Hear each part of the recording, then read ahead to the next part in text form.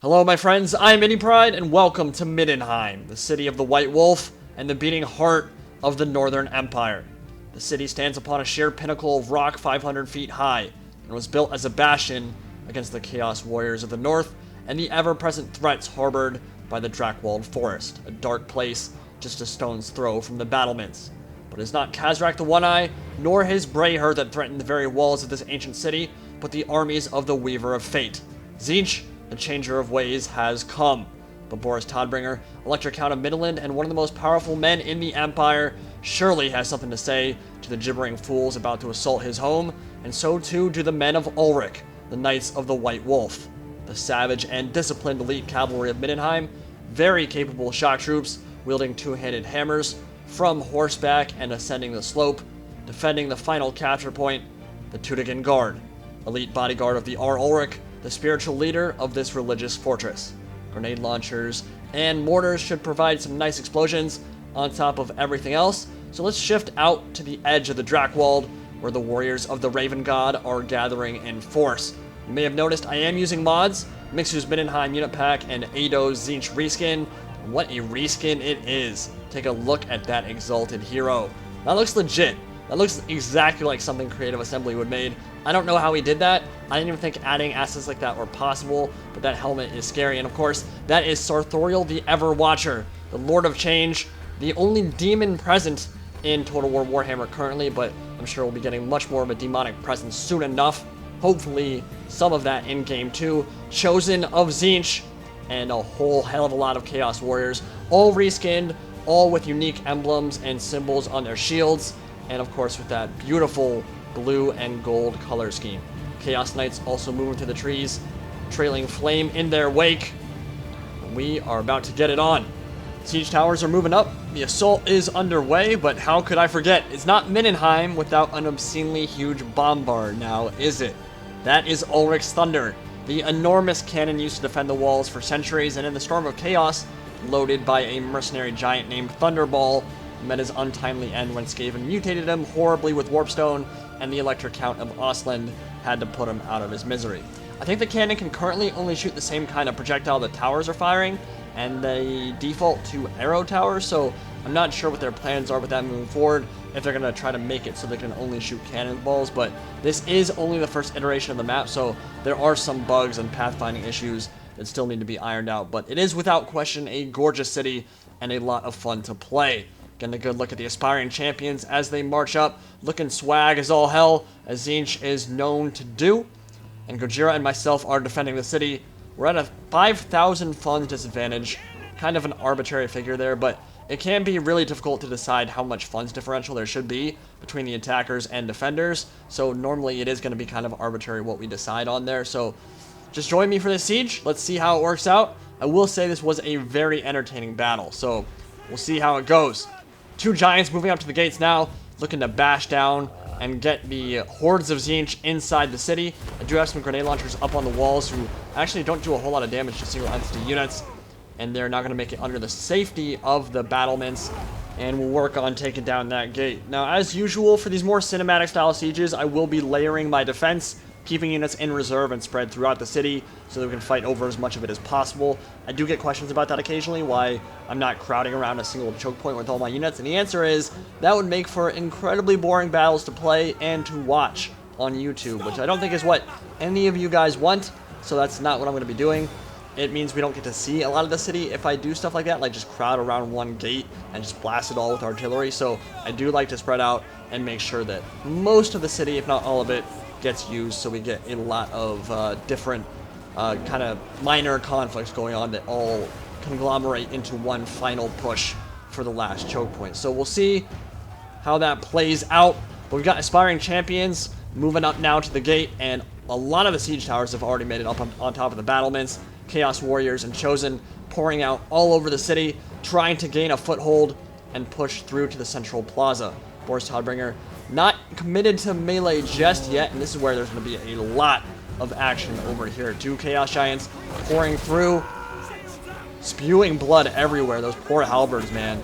They're just going to get pasted as the Gore Beast Chariot and the Giants try to push through. I am reinforcing with some great swords, and trying to tie down all these monsters. Now, obviously, Halberd's very good against Gorby's chariots and giants, but not when a pit of shades is about to get cast on a big ol' group of great swords. And that was a really nice vortex to gain a foothold inside the city. Very nice cast there, and actually going to do a lot of damage to my great swords. I don't think it was overcast there, but that is going to allow the Gore Beast actually to pull through on that side where all the great swords got knocked down. So that was actually brilliant. That's what he was trying to do. Over here we've got more great swords kind of dealing with these Forsaken who have made it up onto the walls. And it's going to get a little bit buggy on some of these walls. I think the pathfinding to get up on top of them is a little bit buggy at the moment. So pulling off and getting out of combat is going to be challenging for some of these units, unfortunately, but that can get ironed out. Again, this is the first iteration of the map, so there's plenty of time to fix all those kind of issues. We have some Warders and the Knights of the White Wolf waiting in reserve to deal with any Chaos Warriors that punch through, and Handgunners creating a nice cone of fire in the secondary line to fire in and rip those giants apart with their armor piercing. That first line crumbled very quickly. I had to commit my Demigryph Knights with halberds.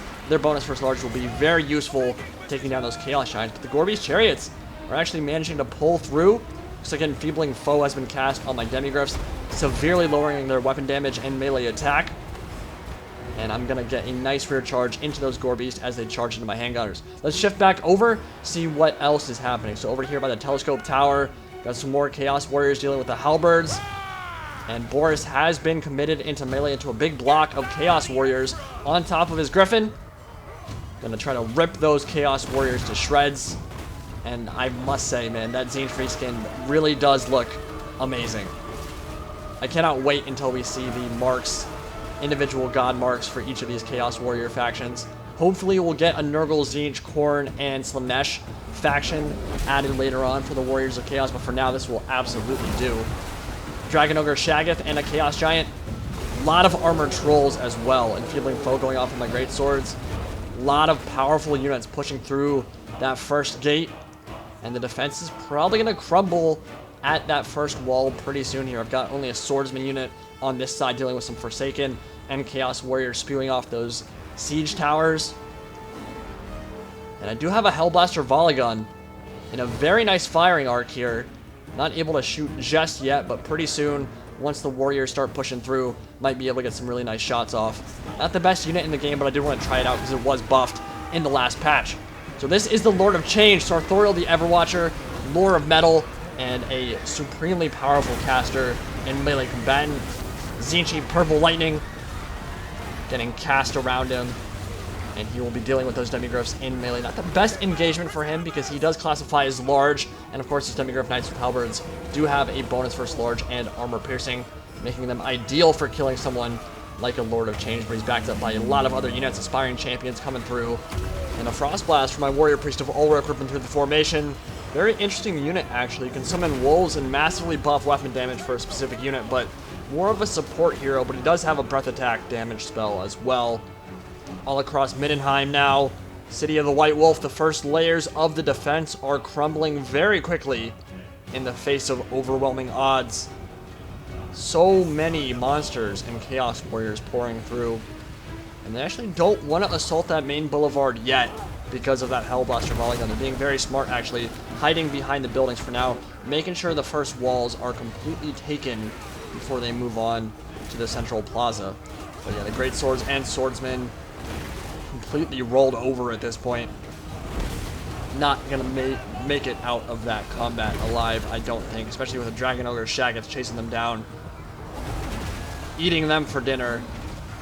Bad time all around for the Cult of Ulric. But we have a lot of our elites in reserve, and that's one thing that we've done with this defense is we committed, yes, some great swords at the beginning, some swordsmen, but most of our elite stuff, like the Teutogen Guard, like the Knights of the White Wolf, are still back in the middle of the city, waiting to come in and reinforce once the Warriors of Tzeentch have been worn down a bit more.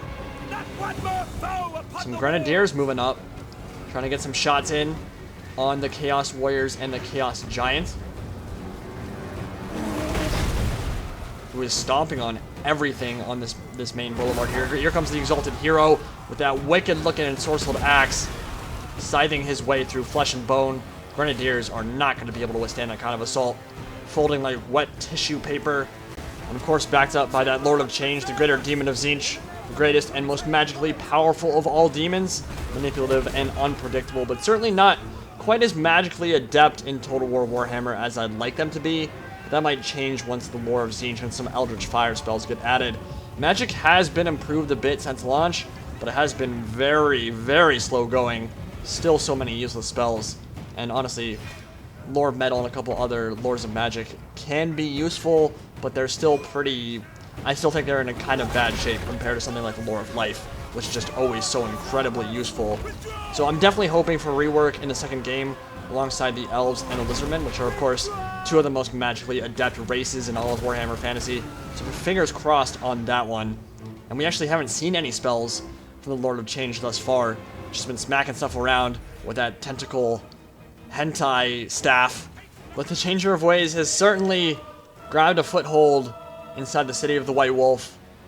See, on a lot of these streets, they've pushed very far. Now, on the southeastern part of the city that we're looking at right now, that's where they're struggling the most. They haven't made much headway there, but everywhere else, especially on this main street, they are shattering the defenders quite easily. Chaos Knights and the Chaos Giant, Dragon Ogre Shaggoth, ripping everything apart that they went into melee against. And those Chaos Knights are going to be able to get some beautiful charges in here. Pretty wide street. Going to get a full charge bonus off into the back of some Wolfkin. Man, punishing. Silver Bullets are providing some withering fire support from up top. And that is exactly how you want to be using handgunners for sure. Straight into the Dragon Ogre Shaggoth, which will drop its HP very quickly. That's really how handgunners, where they really thrive, is when they're able to fire into a single entity unit. Because every single one of those shots is going to go into that single model, which means it is just taking an obscene amount of damage. Great Swords coming in to reinforce, and Boris Todbringer, Electric Count of Middenland, into the throng as well. Armored Trolls showering the ground with blood, and the Chaos Giant waiting in as well. But if those Trolls rout from the terror caused by that Griffin, as Frost Breath goes off from the Giant, and that Giant might get kind of isolated in there. The Dragon Ogre Shaggoth hasn't made his way over to that combat just yet. Shifting over, we can see the Chaos Knights are deep into melee with some Demigryph Knights and some Knights of the White Wolf. It should be a very interesting engagement. Definitely favors the Demigryphs and the Knights of the White Wolf because they have armor piercing. And of course the Demigryphs also have that bonus versus large. But neither side managed to get a very good charge bonus off. There we go. Decent charge there into the flank of the Chaos Knights. But there is a Lore of Shadows caster moving over. Could that be? Yeah, that looks like a Pit of Shades right on top of a bunch of cavalry. That might do some serious damage here. That's a really nice cast. Very nice use of the Pit of Shades here. And it's going to continue doing damage to them. Won't knock them out of the way of the Vortex, of course, because they're cavalry. And yeah, that HP dropped precipitously there. Very, very nice cast. And that might be enough to change how that cavalry fight goes. Not sure about that one. Here comes the High Priest of Ulric into melee, smashing that Chaos Sorcerer in the face. And actually, he's got a little bit of a visual bug going on. I'm not sure I've seen that before. I don't think that was there in the game. Yeah, that's a little bit ugly. I don't think that usually shows up on the unit models. I don't know if that's a bug with the replay or what. But yeah, he's bugging out a little bit there. And the Chaos Sorcerer is not going to be wanting to engage that High Priest of Ulric in close quarters combat. The Chosen are ripping through those Wolfkin as you'd expect. Wolfkin are basically flagellants. Low armor, kind of high morale, and kind of zealots basically, but very low armor. So absolutely no chance against Chosen in close quarters combat. They'll rout very soon, I think. Unless they're unbreakable, in which case they'll just die to a man. And we'll shift back over and see how things are going. Boris is back to full HP because of his Middenland Rune thing, which is a beautiful, beautiful item. Having all that regen on an Empire Lord on a Griffin is just incredible. It's why if you want to bring a Lord on a Griffin, you either need to bring a Lord General with the health potion or Boris. There's no point really bringing Karl Franz and Deathclaw, which is kind of unfortunate because Boris isn't known for his Griffin, but he doesn't have health regen, so why would you bring him? And that's kind of the reason why they need to start rethinking some legendary lords as well. But this giant has gotten way ahead of himself here. Surrounded now by a group of Knights of the White Wolf and Boris Todbringer. And with that buff going off, that plus 40% melee or a weapon damage buff called Battle Fury from the Warrior Priest of Ulric, that giant will not be around for very long. Completely surrounded by all of these models, those cavalry hammers, tearing that giant asunder. And pretty soon, we'll go down here to the teeth, the beak and the claws, rather, of Boris Todbringer's griffin. Smash into the ground there and actually take out a couple models when he falls. That is something that I found out relatively recently. Giants and other big models like that will actually kill models when they drop, which I think is a really nice touch. You see some not dire wolves, those are Ulric wolves, I guess. Those are the ones that can be summoned by the High Priest of Ulric or the Warrior Priest of Ulric in this mod, tying down some of those Chaos Knights.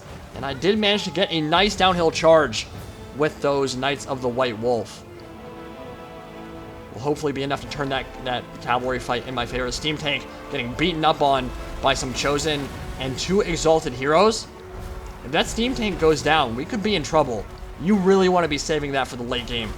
So much armor, causes terror, and has a lot of ammunition left, actually. About half of its ammo left. So if it goes down here to those Exalted Heroes, could be a huge swing in the followers of Tzeentch's favor. And I still have my Teutogen Guard and my mortars up top. Grenadiers as well. Don't want to commit them just yet, because it's such a good defensive position.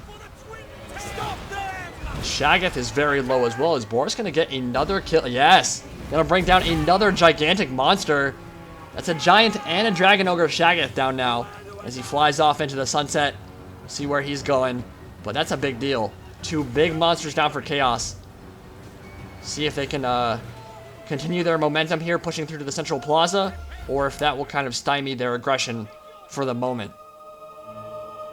Cannon has long since fallen silent, and this fight has been going on forever over on the east side of the city. But they are ascending towards that central plaza. Some monsters and Exalted Heroes coming back that main thoroughfare. And the Wolves of Ulric trying to tie down the Dragon Ogre Shaggoth Exalted Hero, wading into melee against my Hellblaster Volley Gun, which will not be able to fire, and they will get decapitated by that ensorcelled axe over and over again. But my Warrior Priest of Ulric has something to say about it, and so does Boris Todbringer, landing on top of the Exalted Hero's head. Will that Barded Warhorse, that Chaos Steed, manage to stay in combat? Looks like he routed after I charged in. Terror, such a powerful ability. And Boris is making a big impact here at this point in the battle, going against another Dragon Ogre Shaggoth, and the Battle Fury going off again, hitting those wolves and Boris Todbringer, giving him obscene weapon damage, which should help a lot if he wants to take down that Dragon Ogre Shaggoth. But it has a bonus versus large, so especially with the Exalted Hero backing it up, might not want to stick around in melee for too long there. The steam tank is perilously close to falling here. Very low HP. Great Sword's routing. One of the guns is going to go down on that Hellblaster Volley Gun. And it should only be 1 or 2 attacks from the Dragon Ogre, and that should be enough to finish off the steam tank unless he's able to pull away. Boom. Steam tank is down. Huge swing in the Changer of Ways' favor. That's a really big deal. And the Chaos Lord now dismounted, actually. That's an interesting choice. Showing off his moves, chopping off arms, snatching your people up, and leading the assault from the western gate. But everything is beaten up at this point. Both sides taking tremendous losses. Not a whole lot of Chaos Warriors or Chosen left on the field, but neither are there a lot of Great Swords or Defenders for that matter. The Middenheim Defenders have taken tremendous losses as well. There is a full-strength unit of Teutogen Guard at the last plaza. Other than that, everything else has taken a lot of HP damage. And there's Sartorial the Everwatcher. Silver Bullets firing in, trying to get some shots off, but I think they're having trouble dismounting from the wall, as are a lot of units over on this side of the engagement. So, Gamble to go, Maruka, Bloody Hound, anyone else who manages to watch this gameplay, those walls specifically definitely had some issues trying to dismount. Here comes Graf, Boris Todbringer, Electric Count of Middenland, looking to hunt down Sartorial the Everwatcher. The Middenheim defenders are losing at this point. Looking at the balance bar, which you'll see in a couple seconds, go back to it, you will see that it is definitely in the Warriors of Chaos' favor, and the Griffin is going to need to hunt down that bird if we want to bring this back in our favor. Now you can definitely see the red on that balance bar definitely shifted in the Warriors of Tzeentch favor, so we're going to need something here. And they're pushing over on this side. Chaos Warriors moving up, backed up by their Chaos Lord, and they're getting blobby, which is not what you want when a mortar is firing in from above. It's a nice withering there on the Demigryph Knights, but he is getting pretty blobby in that engagement. So Boris Todbringer is hunting down Sartorial the Everwatcher. If that Lord of Change can fall here, might be just enough to shift things back in the Empire's favor, but very high mobility, doing a good job of staying away from that engagement right now. Griffin versus Greater Demon of Tzeentch, each covered in the blood of their fallen enemies, but the Lord of Change will fall, and yet another notch on Todbringer's already impressive Rune Fang. He's killed a Giant, a Shaggoth, and a Lord of Change in a single battle. That is impressive stuff, man. Flying Lords are pretty good, especially Griffins and Hippogriffs, and that will precipitate a mass rout on the eastern side of the city, but frankly, a little bit irrelevant because I think everything stuck in melee on that wall was already stuck there permanently, so they can enjoy their Teen Crumpets while Gojira and I try to pull this one out. And I am going to rally with my Teutogen Guard, send them down from their perch up top in the central plaza, and send them into melee to tie these units down. Notice they were getting very blobbed up. Notice that if I can commit a full strength melee unit that is fresh in the late game here, it might be enough to stymie this assault, especially when supported by those mortars. The Chaos Lord will lead his troops in the battle. They are buffed up by the morale bonus from those aspiring champions, but they've taken a lot of damage, and they are not doing a particularly good job of flanking at the moment. There is space to maneuver around and get behind. Now, it's not the biggest deal because a lot of those units are very depleted, and if they flank around, they're exposing themselves to charges from my cav and Gojira's cav, so it might not even be the best idea to flank here, but to get that blobbed up when a mortar is firing in is definitely not the play whatsoever, and they are getting punished pretty heavily here by those mortars that are getting some really nice shots off. But it is not over yet. There are Chosen moving up this plaza, or this street rather. Wolves of Ulric tying them down in melee, won't be able to beat them, but they are buying time for the Knights of the White Wolf to get a punishing downhill charge in here, sending them flying. And the armor piercing on those cavalry hammers might be enough to finish off those Chosen, although those Knights of the White Wolf are very low. And I will wheel my Grenadiers into a good position here. Those grenade launchers, which are also a unique unit in Mixu's Middenheim mod. They're not incredible, but they can do some decent damage with their...